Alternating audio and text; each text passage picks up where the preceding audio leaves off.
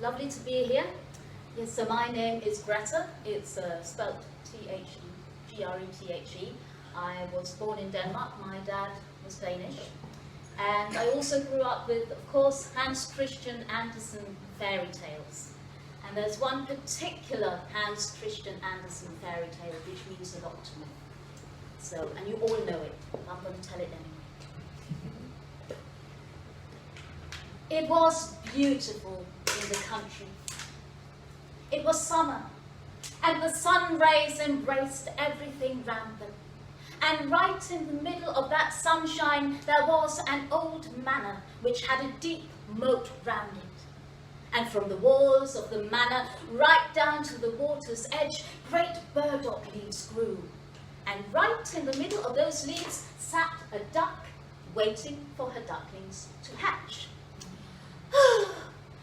How long is this going to take?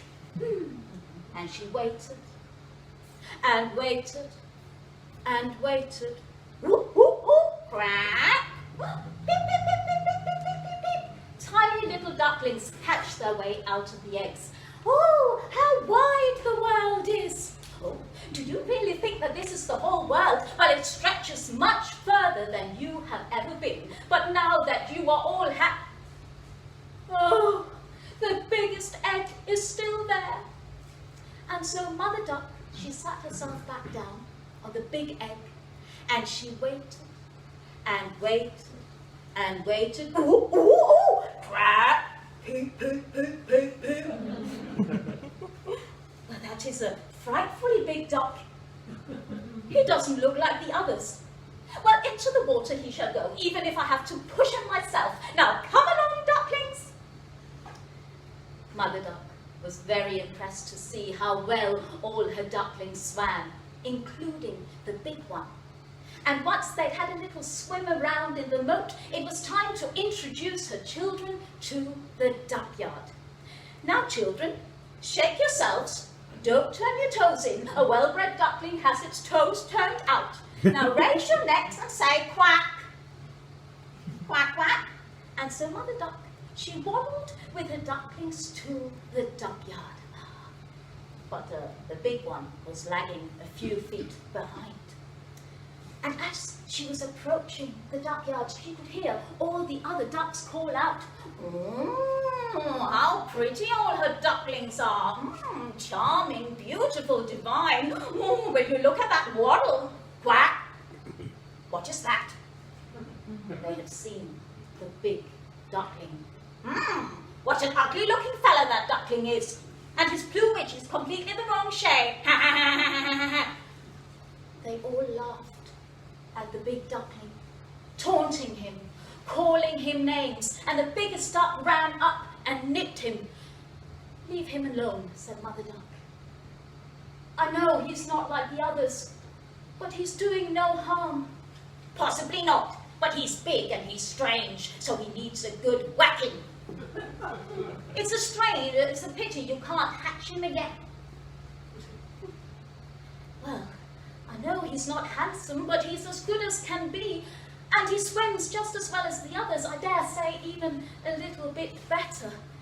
I'm sure his looks will improve with time.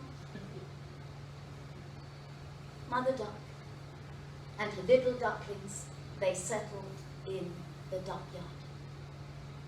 But the big duckling, who was so big and so ugly, was pushed and pecked and bullied by all the other ducks, and that went from bad to worse. He was chased by everyone, and even his own siblings abused him. It's all because I'm so ugly. And in the end, he couldn't take it anymore. And then he flew. He flew over the fence, and he ran, and he ran, and he ran, until he came to a big marsh where he settled down amongst the reeds. Bang! Bang! 2 ganders had been shot dead, and the marsh water filled with blood. Splish, splash, splish, splash, splish, splash, splish, splash. Grrr! A big big dog was running towards the duckling, growling and showing its teeth. Splish, splash, splish, splash. And the duckling hid his head under his wing. Splish, splash, splish, splash, splish, splash. The dog had turned around and had walked away. Thank heavens, I'm so ugly. The dog won't even bite me. And so the duckling ran. Again, he ran, and by evening he came to a derelict house, and the door was slightly ajar. And the duckling went inside. Now in that house there lived an old woman with her cat and her hen. The cat circled the duckling. Meow. Can you purr and arch your back? No, said the duckling.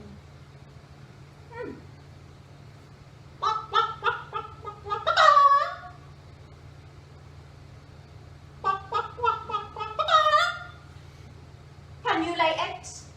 Said the hen. No, said the duckling. Well, what are you doing here then? Get out! And he was thrown out of the house. And then again, he ran and ran and ran. All night long he ran. And by morning, he came to a lake. Time passed, and the duckling spent most of his time in that lake. What else could he do? All the remaining of the summer. Autumn came and went, followed by winter, which was bitterly cold. And as it grew colder, the lake began to freeze, and the space for the duckling to swim in got smaller and smaller and smaller until he was frozen stuck. But thankfully, a farmer saw the duckling, and he walked up onto the lake, and with his clog, he broke the ice free, and he took the duckling home to his family. Oh, and when the farmer's children saw the duckling, well, they were so excited. They thought he was so cute. They wanted to play with him, and they poked him, and they squeezed him. And this frightened the duckling because it reminded him of what had happened in the duckyard. So he wiggled himself free and he flew around, splash, and he landed in the milk pail, splashing milk all over the floor. And then the wife, she screamed, "Ah!" And that frightened the duckling even more, and in bewilderment he landed in a butter tub. And then the wife got out a spoon and she chased the duckling round the kitchen, and he was now so frightened he didn't know where he was going, and he fell right into the flour barrel. What a poor sight. Poor duckling.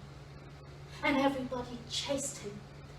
And in the end, well, he managed to escape, and he ran outside, and he ran and said, "It's all because I'm so ugly and useless." And then he collapsed under a bush. It would be too sad to mention all the hardship the duckling went through during the cruel, cruel winter.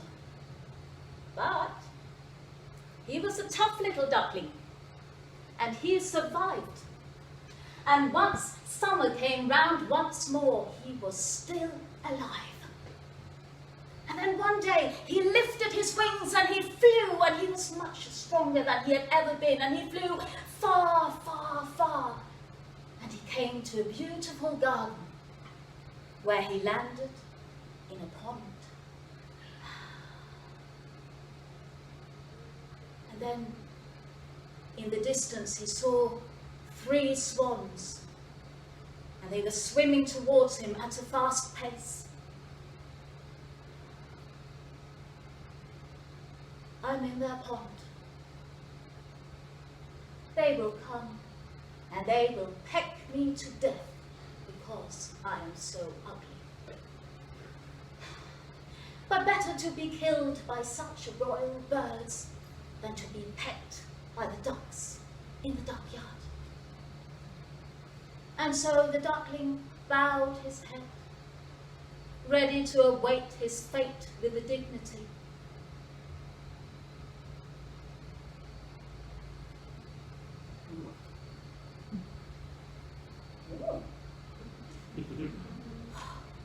And he saw his reflection in the pond.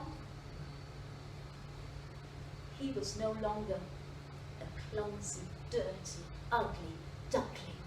He was a swan.